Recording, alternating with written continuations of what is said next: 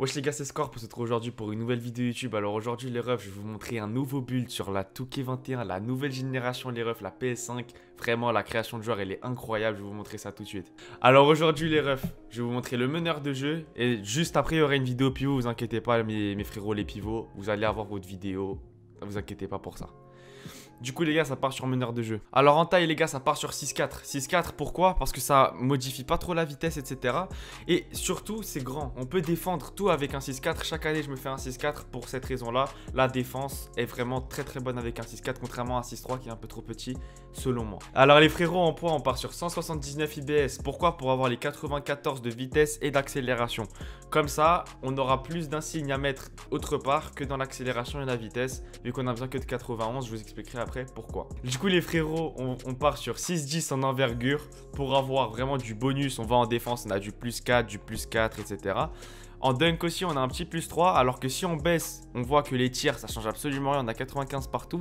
Mais par contre, on a énormément de choses qui baissent. Par exemple, le contre, l'interception, défense extérieure et le dunk que 84, ce qui est vraiment pas ouf. Du coup les gars, 6-10, valeur sûre.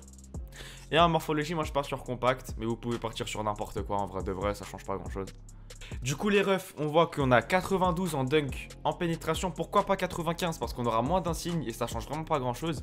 Et 67 en double pas en pénétration, à 99 on aura 71, du coup on aura Athlète Longine qui est le meilleur pack de double pas depuis très longtemps sur le jeu.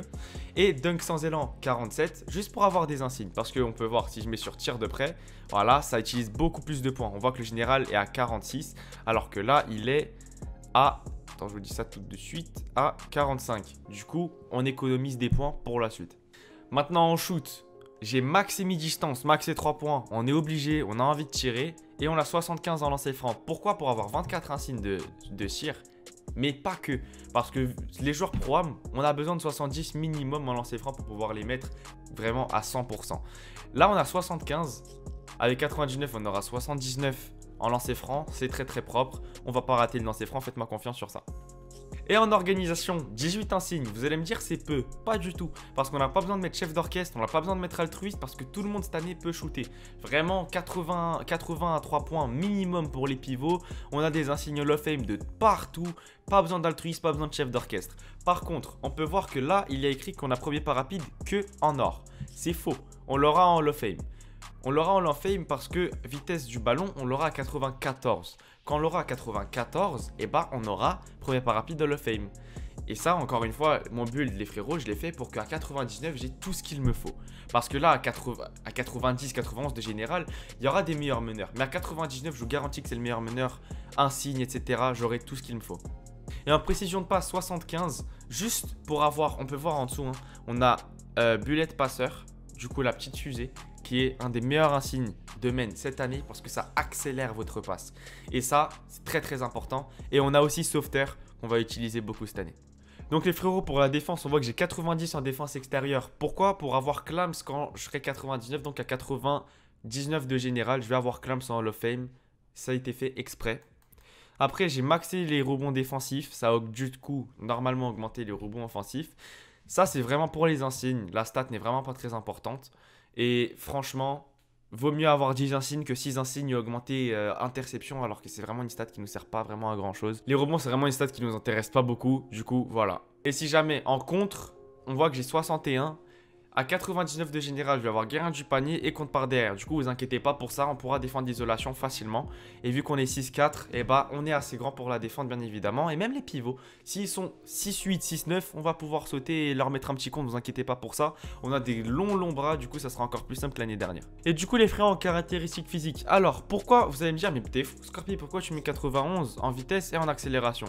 Parce qu'avec les Gatorade, on a plus 4 et avec 99, on a plus 4. Du coup, ça fait plus 8 et on aura du coup 99 d'endurance, de vitesse et d'accélération. C'est pour ça que ça sert à rien de mettre 94, 95, on en a rien à foutre. Et du coup voilà les gars, force bien évidemment ça sert à rien. Le seul hic de ce build c'est qu'on n'aura pas intimidateur. Mais bon, je suis un meneur, en vrai de vrai intimidateur cette année, je pense pas qu'il sera très utile, c'est comme l'année dernière. Mais c'est quand même un petit malus que j'ai par rapport à ce que je peux faire potentiellement. Mais en tant que meneur, on peut pas, sauf si on n'a pas premier pas rapide de le faire, mais c'est tellement important que je peux pas gaspiller ça en fait. Du coup, voilà les frérots. On a 4 insignes de finition, 24 de tir, 18 d'organisation, 10 de défense. C'est très fort. Vraiment, c'est un build extrêmement complet. On voit qu'on peut avoir Clams, Pro de l'esquive, Hall of Fame, tout ça quand on sera à 99. C'est très important. Et on est très rapide aussi par rapport aux demi-gods qui sont à 83 de vitesse. Du coup, on les prendra de vitesse facilement. Maintenant, les frérots, pour le takeover. Alors moi, je vous conseille, en ayant joué au jeu, de prendre 2 takeovers similaires. Donc, si vous voulez le take de Sharp, vous prenez les 2 takeovers similaires. Pourquoi? Parce qu'on aura le takeover plus facilement. Vu qu'on a le double takeover, quand on rentre un tir, on est déjà à la moitié de la jauge avec un insigne que je vous montrerai juste après. Du coup, c'est beaucoup mieux de prendre soit 2 takeovers de créa, soit 2 takeovers de Sharp pour avoir son takeover plus facilement. Et sinon, les frérots, pour les takeovers, moi, ce que j'ai pris, mais de toute manière, on pourra le changer, c'est impact négatif et tir improbable. Du coup, je pourrais faire des tirs en mouvement de loin et je vais pouvoir briser des chevilles. Je pense que c'est le meilleur combo à faire en double créateur. Si vous préférez le Sharp, prenez le Sharp, vraiment, c'est aussi très fort. Du coup, les gars, pour les insignes de tir, 3 points de loin Hall of Fame, géant vert Hall of Fame, imperturbable Hall of Fame, chasseur de zone, main chaude et œillère Hall of Fame. On peut voir que j'ai mis imperturbable et œillère Hall of Fame. C'est les 2 insignes qui nous permettent de moins être contestés. Ça veut dire le contest cette année, il a beau être buff à la mort.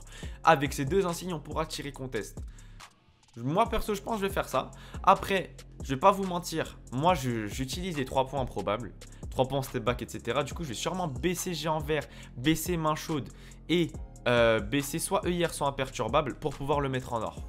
Mais après, vous n'êtes pas obligé, c'est pour ça que j'ai fait pour vous le mettre comme ça. Pour pas vraiment modifier énormément de méta, etc. Vous voyez.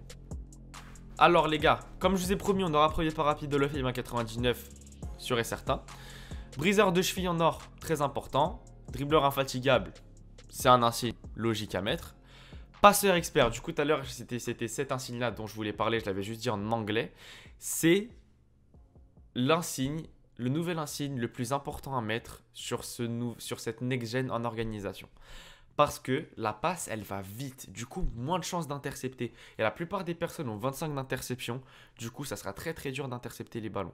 En plus, on a 75 en passe. Vraiment, vous inquiétez pas que les passes, elles vont fuser comme des oufs. Main ferme en or, parce que ça sert à rien de le mettre Hall of Fame. J'ai jamais vu une différence. Et sauveteur en bronze, c'est toujours un petit plus. Ref en défense, tenaille Hall of Fame. Pro d'esquive Hall of Fame, compte par derrière, garde du panier en bronze. Pro de l'esquive, on peut l'enlever si on joue contre des joueurs d'ISO. On peut mettre genre chevalière en or, etc. Mais moi, je préfère mettre pro de l'esquive. Moi, je préfère mettre pro de l'esquive Hall of Fame. Peut-être même à la rigueur, baisser un peu pro de l'esquive, baisser un peu tenaille et mettre chevalière. Mais je ne le mettrai pas pour l'instant. Je me fais pas énormément briser parce que je suis vraiment sur mes appuis quand je défends. Mais chevillère est un très bon insigne quand même les frérots. Et du coup voilà, c'est tout pour moi. J'espère que la vidéo vous aura plu. N'oubliez pas de lâcher un like et de vous abonner les refs. Et moi je vous dis à la prochaine. Ciao ciao.